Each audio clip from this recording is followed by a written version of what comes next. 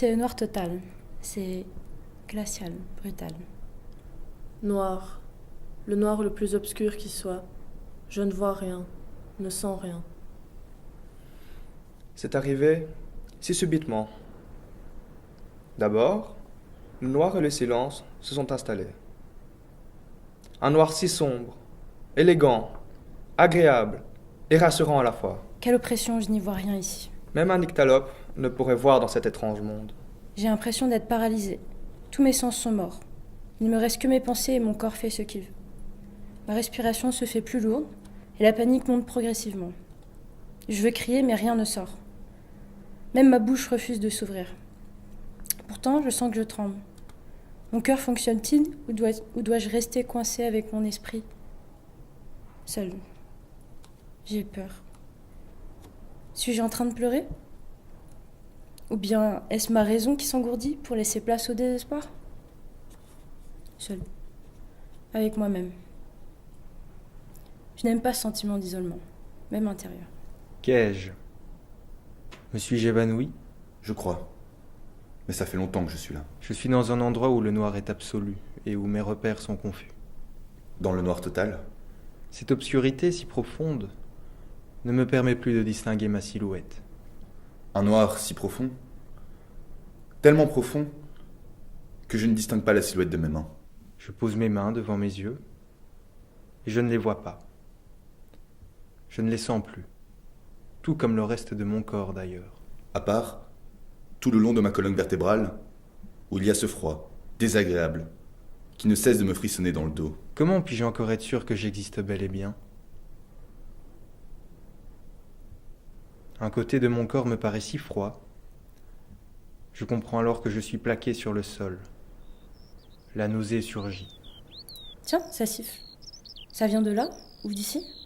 Je ne sais pas. Est-ce juste un mauvais rêve? Je prends compte d'un sifflement aigu et perçant qui s'atténue.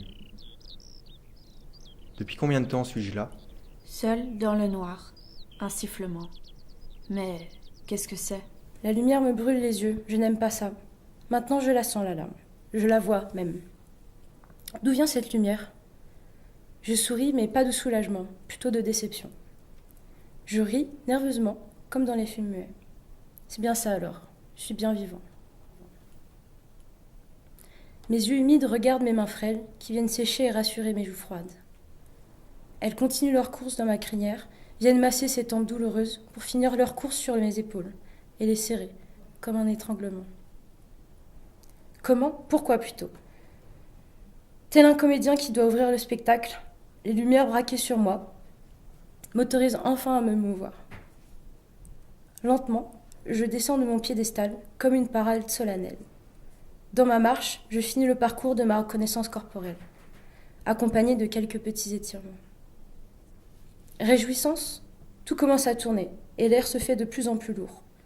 Peut-être est-ce à cause de tous ces tableaux chargés d'huile et de couleurs incompréhensibles. Tel un nouveau-né, je cherche mon équilibre et vacille un peu. Je cligne avec peine pour distinguer des formes et me raccroche visuellement à cet environnement étranger. Je ne connais aucune de ces œuvres. Je tâtonne et parviens maladroitement à m'agripper à l'un des cadres pour accompagner ma marche. Un phénomène inexplicable me fige, tel un chat surpris par un bruit étranger. Jusque-là, je ne peux rien expliquer et il n'y a rien à comprendre.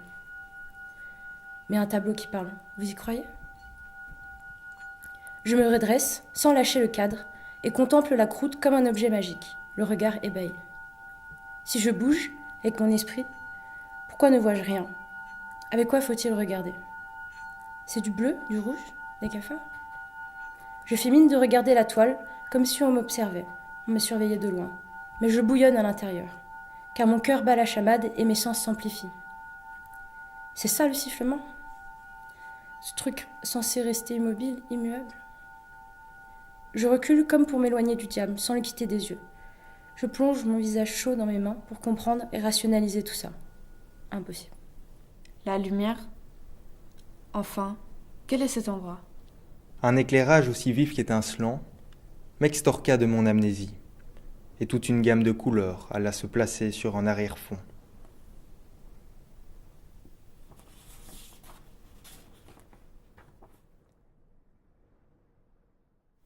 Des tableaux au mur. C'est une galerie?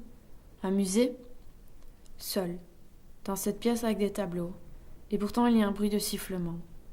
Comme si quelqu'un était en train de siffler. Dans cette pièce. Ici. Le noir? Un rêve? Pourtant je ne dors pas. Des tableaux? Mes œuvres? Pourtant je ne peins pas. Le sifflement? Quelqu'un d'autre? Pourtant il n'y a pas de bruit. Peu à peu, je tente de reprendre mes esprits face à cette scène irréelle. Que m'arrive-t-il au juste? Je remarque que mes yeux commencent à s'habituer à la lumière et je les plisse afin d'analyser l'endroit où je me trouve. Une pièce pleine de tableaux. Étrange. Je ne connais pas cet endroit. Seul? Vraiment? Seul? Pourtant, je ne me sens pas seul. Une galerie? Un musée? Peut-être. Mais comment? Pourquoi? Alors que je scrute tout ce qui m'entoure, mon regard est attiré par une œuvre qui représente une île aux eaux cristallines survolées d'oiseaux. Est-ce la représentation d'une absolue? C'est tout du moins ce que j'aurais voulu affirmer si je n'avais pas constaté entre-temps qu'une fine rayure se cache en son milieu. Suis-je en train d'halluciner? Seul, debout et droit, le corps agité de soubresauts. Me revoilà dans le noir total. Je suis mort cette fois. Je l'espère. Obnubilé par la terreur qui m'habite, je n'ai d'autre choix que de me livrer corps et âme, de me laisser progressivement accaparer dans l'antre de ce trou noir pour qu'une lumière aveuglante jaillisse enfin. Mais je suis calmée net dans mon hystérie lorsque j'aperçois une porte entr'ouverte qui ne semblait pas être là auparavant. Comme si elle faisait office de porte vers un autre étrange univers. Je suis peut-être bien dans un rêve finalement. J'hésite un instant, puis me mets en route d'un pas lent et prudent, comme si un danger potentiel pouvait en sortir. Sans même regarder, je passe ma main, puis mon bras, puis c'est le passage, le basculement. Un trou. Je tombe. Je continue de tomber pendant ce qui me semble être une éternité. Comme dans un rêve où tout est ralenti. La chute est interminable, mais ne m'effraie pas plus que ça. On dirait que j'ai fini par me laisser convaincre par ces puissances inexplicables, comme si rien ne pouvait être pire, ou mieux. J'ouvre les bras comme un oiseau et fais une étreinte imaginaire à l'air, riche et pur. Je tombe, je tombe. Je vole? Jusqu'ici tout va bien. Mais la chute brutale me tire de ma rêverie et me déchire le corps en deux. J'ai l'impression d'avoir foncé dans un mur. Non, j'ai l'impression que le mur m'a foncé dessus. Une fois arrivé de l'autre côté, je m'arrête et me fige. Je respire à peine. Me voilà tiraillée entre l'excitation et la peur. L'excitation de découvrir un lieu qui me permettrait de donner enfin sens à la situation irréelle où je me trouve, mais également la peur de me retrouver dans une scène encore plus absurde. Je décide malgré tout d'ouvrir les yeux pour en avoir le cœur net. Ce que je découvre me laisse pantois. Ce n'est ni une scène absurde, ni une scène réelle. Il s'agit d'une pièce vide, blanche, avec les murs immaculés. Je me retrouve donc encore seule, une nouvelle fois, dans une nouvelle pièce. Le sol n'est plus, car il se meut à l'état liquide. Le vent s'abat sur moi, car aucun obstacle ne l'en empêche. Il n'y a rien jusqu'à perte de vue, mis à part une vaste étendue d'eau. Et moi, sur un canoë auquel des crustacés se sont accrochés. L'océan. Mais... un bain. Mais où? Des oiseaux. Des crustacés. Mais alors... Cela ressemble fortement à un rêve. On ne tombe pas d'un tableau pour atterrir dans un bain au milieu de la mer. Et pourtant, tout semble si réel. Le bruit des vagues, le chant des oiseaux, la brûlure du soleil sur mon cou. Je n'ai jamais eu aussi chaud de ma vie. C'est comme si j'étais placée sous un grill et que, doucement, tel un poulet, je rôtissais. Je lève les yeux au ciel pour tenter de m'orienter, mais je ne peux les rouvrir. La lumière est si intense que j'ai l'impression d'avoir un spot de 1000 watts à 15 cm de mon visage. Je tente malgré tout de situer le soleil en plissant les paupières. Je fais un tour sur moi-même et distingue finalement un point lumineux. Mais enfin, comment se pourrait-il que... Je scrute à nouveau le ciel pour confirmer ma première vision. Oui, je n'ai donc pas halluciné. Il n'y a pas un, mais bien 3 soleils dans l'immensité bleu-azur. Bien, je ne peux donc pas me fier au soleil pour essayer de me repérer. Ça complique les choses. Mais 3 soleils. Non. Non, pas un indice. Un costume. Pourquoi? Mon costard est trempé. Bravo. Rien à l'horizon. L'eau est verte, bleue, claire, pure comme du cristal. Je tourbillonne sur moi-même pour m'orienter vers le nord ou le sud. Mais bon sang, quel soleil dois-je regarder? Je regarde comment, là? Je pointe au hasard vers l'un des soleils et me décide à commencer ma brasse. Au premier mouvement, des milliers de crustacés m'encerclent et forment un cercle barrière qui m'immobilise à nouveau. Et mince, voilà les oiseaux qui foncent en pique sur moi. Ça saute, ça frétille, ça se débat, le bruit est assourdissant. Dans ce tonnerre, je cherche à m'échapper et continue à tourner sur moi-même. Dans cette chasse sauvage, je me sens aspirée vers le fond. C'est la noyade. L'océan. Mais qu'est-ce que... Je sors la tête de l'eau et me débat comme un fou. Je me calme enfin et agrippe les bords de la baignoire. L'eau est bouillante et mon costard est foutu. Crispé sur le bassin, je secoue ma tête pour reprendre mes esprits. Je scrute à nouveau le soleil et distingue ce sifflement. Ça venait de cette lumière astrale. Dans ce boucan infernal, je me détends et m'apaise dans mon bain pour me lorgner au soleil. Calme.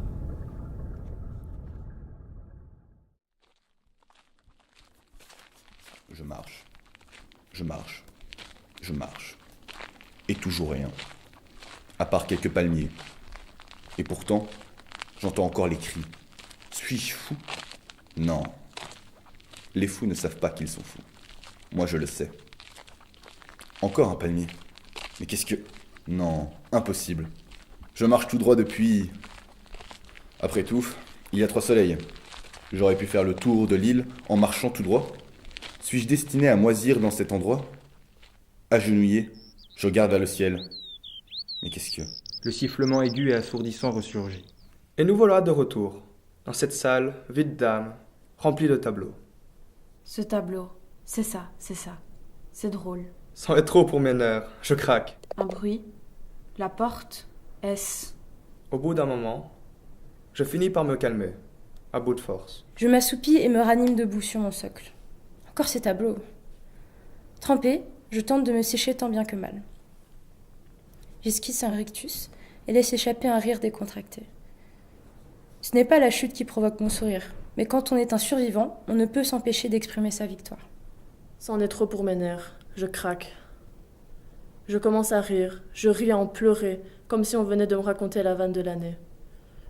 Je remarque que je suis placée juste en face du tableau représentant la scène de l'océan, et mon fou rire s'intensifie encore un petit peu plus. Au bout d'un moment, je finis par me calmer, à bout de force.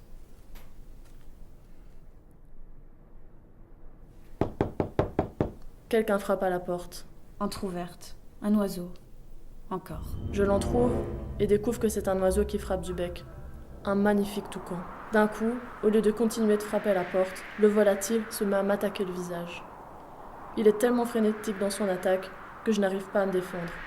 Je peux seulement tenter de protéger mon visage. J'ai l'impression de me trouver dans une cage où des oiseaux m'assaillent de coups de tous les côtés. Le corps entier, en souffrance. La douleur, si forte. Une femme en robe rouge est allongée sur moi. Elle s'est agrippée. Elle me donne des gifles. Elle a l'air inquiète. Mais elle me voit reprendre mes esprits. Son visage s'adoucit. Je lui prends son poignet fermement et l'observe en attente d'une réponse. Elle ne dit rien. Sa main est fraîche, alors que la mienne, embrasée, sue de tous ses pores. Toutes les deux convulsent. Je décèle subitement l'ambiguïté de la situation. Cette femme, c'est la mienne. Elle me demande si je vais bien. Je réponds que oui, je crois. La cage. Mais... bizarre. Un souvenir. Loin, loin, très loin. Le sifflement. Encore. Toujours. Le jardin de mon enfance. Seul. Allongé au sol. Le corps chaud, en sueur. J'entends toquer à la porte et calmement, je me retourne nonchalamment, sans même être étonnée de cette visite soudaine. Je reviens au tableau, admiratif, et ne prête même pas attention aux cognements réguliers. Mais ils persistent et deviennent de plus en plus bruyants et gênants. Agacée dans ma contemplation, je me dirige, déterminée, vers cet inconnu impatient pour lui en mettre plein la vue. Étourdi, immobile. Mais comment? Qu'est-ce que... Je l'en trouve, mais ne vois personne. Je claque la porte, décidément irritée par ces bruits parasites. À la fermeture, les battements reprennent de plus belle, et, la main restée sur la poignée, je ne laisse pas une seconde de répit à l'inconnu pour fuir, et ouvre violemment la porte. Tiens, un oiseau. Des bruits. Un sifflement. Non. Une femme. Seule. Non. Une gifle. La douleur. Non. Petit, petit, petit. Petit, petit, petit. Un malaise. Oui. Peut-être. L'oiseau louche une seconde sur moi, se jette sur mon visage et m'attrape de toutes parts. Je me raidis et perds l'usage de mes bras. Décidément, ce corps est inutile et ne me sert à rien. Un tableau. Encore. Oui, mais pas le même. Je chancelle et tente de me débarrasser du volatile, résolu à me défigurer. Je vacille, trébuche et laisse échapper un hurlement taciturne. Je me sens mitraillée par les coups de bec, rapides et indécelables. Je souffre de l'intérieur et je me sens comme consumée, emplie d'abandon et ne cherche plus à me battre. Un souvenir. Loin. Loin. Très loin. Je capitule, ferme les yeux et me laisse succomber par cette douleur insoutenable. Mes paupières fermées, je m'endors pour l'au-delà. Mais alors, est-ce... Non, mais la réalité? Non. Oui. Oui. J'en trouve l'œil et vois ce tableau au loin. Je vois cet homme en cage qui abdique et se laisse engloutir par ces oiseaux qui le dévorent. Mais ce n'est pas le foie qui se déchire entre ces barbares, mais son corps tout entier. Je capitule, m'endors, secoué par les coups de bec interminables. Dans cette torture sans fin, je me réveille en nage, immobile. Le jardin de mon enfance, avec des cailloux, sur l'oiseau. Je l'attaque. Les coups reprennent. Je ne veux pas me réveiller. Laisse-moi partir, oiseau de malheur. Frappe plus fort au moins. Vise mon visage. Vise le cœur un peu. La femme qui vient de me réveiller me rappelle étrangement cet oiseau. Le même regard effrayé. Mais comme les claques n'en finissent pas, je saisis le piaf de ma main droite et un long sifflement me tire de ma rêverie. Un bruit. Le sifflement? Non. Une voix. Je saisis la main de cette femme, visiblement déconcertée par mon geste. Et puisque je lui fais mal au bras, elle me gifle à nouveau de sa main libre. Je la relâche pour soulager ma joue. Je la vois s'agiter en tous sens. Chérie. Mais qui? Dans son hystérie, je reviens à moi, mais mon esprit virevolte encore dans ma songerie. Je ferme les yeux, car je me sens flotter en dehors de moi.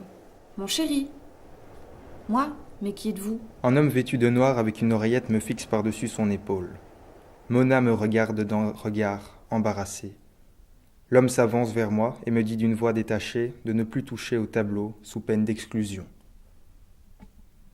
Il part. Mon chéri, réveille-toi. J'agrippe ma tignasse et tire, comme pour en extraire ma peine. La réalité et le rêve s'enlacent. Des flashbacks, des sons, des odeurs surgissent. Suis-je entre deux mondes? Quelques images se font plus claires, plus fortes. Je sens la mer, comme un déjà vécu, et ses bruits assourdissants. Mon visage pique, mes bras se font lourds. Je revois cette maisonnette. Je distingue clairement ces odeurs de blé. Ça y est, enfin, tu reprends tes esprits. Dieu soit loué. Ce sifflement, il n'arrête jamais. Je vois ces oiseaux, celui-là aussi. Je revois la plage, les collines ensoleillées, et une chute. C'était un jour, dans le jardin de mes grands-parents. J'attaquais un oiseau à coups de pierre. Je l'entends clairement, ce petit oiseau plein d'énergie colorée. Je revois ce faucon en rêve. M'attaque-t-il? Non. Il n'était pas contre moi, il était pour lui-même. Il volait. D'ailleurs, la femme qui vient de me réveiller me rappelle étrangement cet oiseau. Le même regard effrayé. Mais ce petit oiseau coloré, il est à terre, tout seul, blessé. Des petites pierres l'entourent, tout se rétracte. Il perd ses couleurs. Saturation. Non. J'ai gémi longuement, mais je n'entends plus rien. Elle me secoue, à nouveau, et me crie. Mon chéri, réveille-toi. Mon chéri? Connaîtrais-je donc cette dame? Dans cette plainte, j'espère extraire et vider ma tête de ces innombrables pensées qui se superposent, se suivent et se répètent aussi vite que la lumière. Volage. Je sens la pierre dans mes mains, irrégulière, chaude. Maintenant, elle disparaît. Une autre. Puis une autre encore. Encore. Encore. Je renverse la tête en arrière pour respirer. Mon chéri. Mais c'est moi que vous appelez mon chéri? Encore ces images. Ce doit être une proche, peut-être ma mère ou ma femme. Je n'en sais rien, je ne la reconnais pas. Réveille-toi, je suis réveillée. Est-ce que je dormais? Je me relève et n'écoute plus la morale de Mona, pour mieux tenter de comprendre l'événement qui s'était passé. À ce que je sache, il n'est pas ordinaire que les gens s'endorment au milieu d'une salle d'exposition. C'est pour le moins étrange. Mais à quoi rêvais-je encore? Je n'arrive plus à m'en rappeler.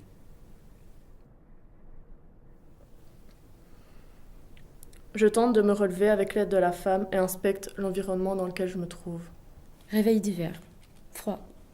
Lumière. Cloche. Sangle. Desserrement. Cauchemar. Peur. Dortoir. Cri. Plainte. Folie. Réveil. Est-ce que tu m'entends? J'entends. Je vous entends. Mais pourquoi me parlez-vous? Douche. Patience. Traitement. Refus. Fuite. Cloche. Débat. Camisole. Tentative. Piqûre. Chute. Débat. Spasme. Qu'est-ce qui t'arrive? Je ne sais pas. Qu'est-ce qui s'est passé? Je ne suis pas sûre de tout comprendre. Sieste. Pas de sangle. Réveil. Marche. Bagarre. Infirmière. Mais qui êtes-vous? La femme mystérieuse, surprise de sa réponse, s'enfuit de la pièce en larmes. Cette femme. Ma femme? Non. Ma sœur? Non. Ma mère? Non. Mais qui? Morsure. Gifle. Traitement. Piqûre. Convulsion. Camisole. Sangle. Paralysie. Nullité. En marchant sur le chemin du retour, une sensation de déjà-vu émergea. Cet endroit. Le noir. Non. Un musée? Une expo? Non. Mais je sais. Comme si je me souvenais d'être déjà passé par cette salle sans pouvoir reconnaître aucun de ces tableaux. Un asile. C'est ça. L'un d'eux, en particulier, attira mon regard. Ce tableau représentait une jeune femme en robe rouge, au rouge à lèvres bordeaux, et sur son épaule est posé un petit oiseau, un jet bleu. Cette femme. Un asile. Une folle? Non. Une infirmière? Peut-être. Qu'elle est séduisante avec son regard perçant. Je reste contempler ce tableau pendant bien une minute, et puis j'observe celui à sa droite. C'était un océan immense, avec un coucher de soleil et d'autres oiseaux.